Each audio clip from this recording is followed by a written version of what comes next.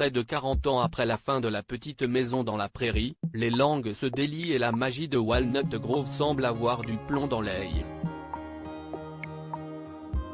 Une enquête du média américain The Signs évoque une fois de plus les travers de Michael Landon, décidément loin d'être l'homme idéal décrit dans la série.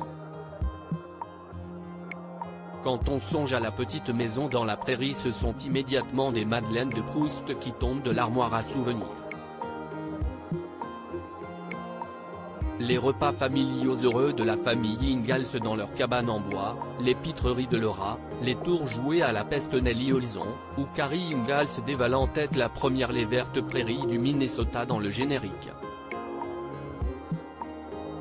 Pourtant il s'agit bien là de la magie de la télévision.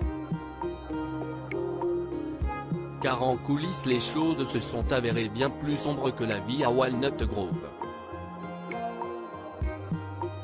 Récemment déjà, Karen Grassle, qui jouait la tendre mère de famille, Caroline Ingalls, avait confié au magazine People, le calvaire que lui avait fait vivre la star de la série, Michael Landon. L'acteur qui incarnait le patriarche Charles Ingalls avait à plusieurs reprises tenté de lui faire quitter la série, arguant notamment que son personnage n'était pas assez aimé. Et Michael Landon ne s'était pas arrêté là. Leurs scènes d'intimité conjugale, que l'actrice aimait à jouer, sont rapidement devenues le moment préféré du comédien pour lancer blagues salaces et obscènes, des instants jugés humiliants par la comédienne. Une liaison avec une adolescente. Le média américain The Signs rapporte lui aussi de nombreuses preuves de l'inconduite du comédien star de la série. Dans son enquête, Karen Grassle évoque cette fois la libido du comédien sur laquelle il communiquait un peu trop librement sur les plateaux de tournage. Il expliquait notamment en avoir retrouvé l'usage grâce à un produit naturel. En réalité, le comédien, marié avec Lynn Noé avec laquelle il avait 4 enfants, avait une liaison avec Cindy Clerico, une jeune comédienne mineure à peine âgée de 18 ans, la majorité aux États-Unis est fixée à 21 ans, note de la rédaction, qui incarnait sa fille adoptive, Cassandra Ingalls. Cette liaison mettait Karen Grassle hors d'elle, car elle la plaçait dans une situation très délicate vis-à-vis de son épouse.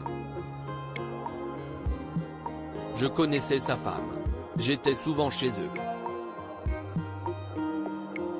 Elle avait été gentille avec moi. Et j'ai pensé à ses enfants. Il y en avait 3 encore à la maison et ils étaient tous plus jeunes que Cindy. Cette dernière finit d'ailleurs par découvrir cette liaison, qui fait la une de la presse, lui donnant l'occasion d'un scandale sur le plateau de la série. Dans ses mémoires, Melissa Gilbert évoquait l'épisode auquel elle n'avait toutefois pas assisté, indiquant « Ma mère m'a annoncé la nouvelle de leur séparation en m'expliquant que tante Lynn avait jeté une bouteille de vodka à la tête de Mike. » À la fin de la série, divorcé de Lynn Noé, Michael Landon a épousé cette jeune comédienne de plus de 20 ans, sa cadette, faisant d'elle sa dernière épouse, et la mère de ses plus jeunes enfants Sean et Jen Landon.